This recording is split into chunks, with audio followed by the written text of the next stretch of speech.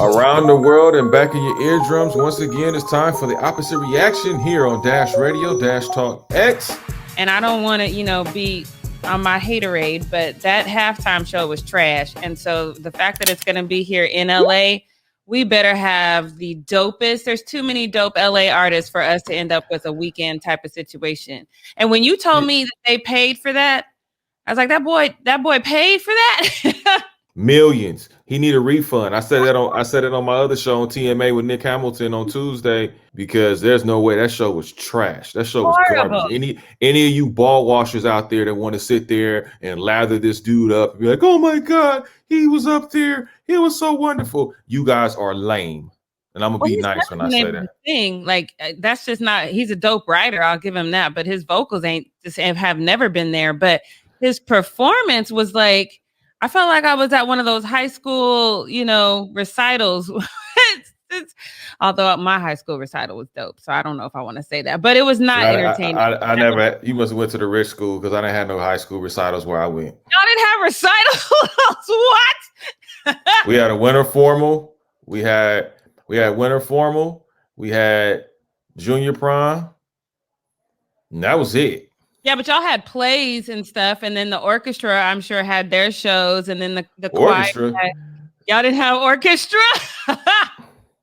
You went to one of them rich schools. That's what I said, boy. You went to one of them privileged schools.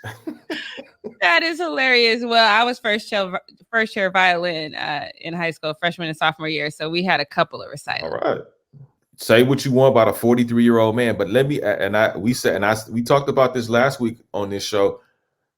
I don't ever want to hear Patrick Mahomes in a GOAT conversation of any kind, ever, unless he's winning 3 to 4 Super Bowl championships. Then we could talk about GOAT conversation with the likes of the Joe Montanas and guys like that. Then we could talk about GOAT conversations. Until such time, don't ever in your life put Pat Mahomes and GOAT conversation in the same area.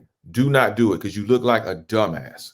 Yeah, unfortunately, and I'm a huge Patrick Mahomes fan, but unfortunately, I have to agree with that. And I said that too. I'm like, if you don't, I've said he's the baby GOAT, but you're not going to be the real GOAT if you don't beat the GOAT.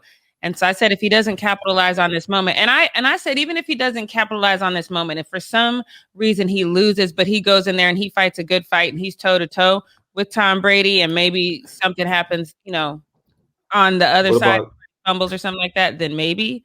But they went 3 and out. The Bucs went 3 and out off top. That should have sent you into overdrive, like, oh, we got this. But they just not one touchdown.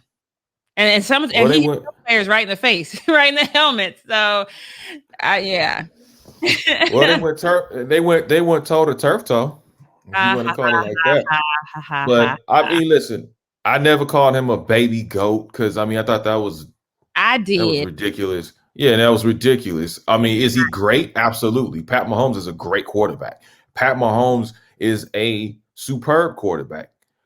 He is definitely a very agile athlete, because he does have that baseball background, in addition to him playing football, and he has a very high football IQ. So I'm not going to trash Pat Mahomes. I just think people need to relax, because we're so quick to crown the next X, Y, and Z, or the next this or the next that. We're so quick to do that. If he had won, would you be more receptive to Pat Mahomes as the future GOAT? Maybe not GOAT right now, but the future GOAT. How could you not be more open to that conversation if he had won? Because I'm gonna tell you this: he may have only won 2 in his rest of his entire career.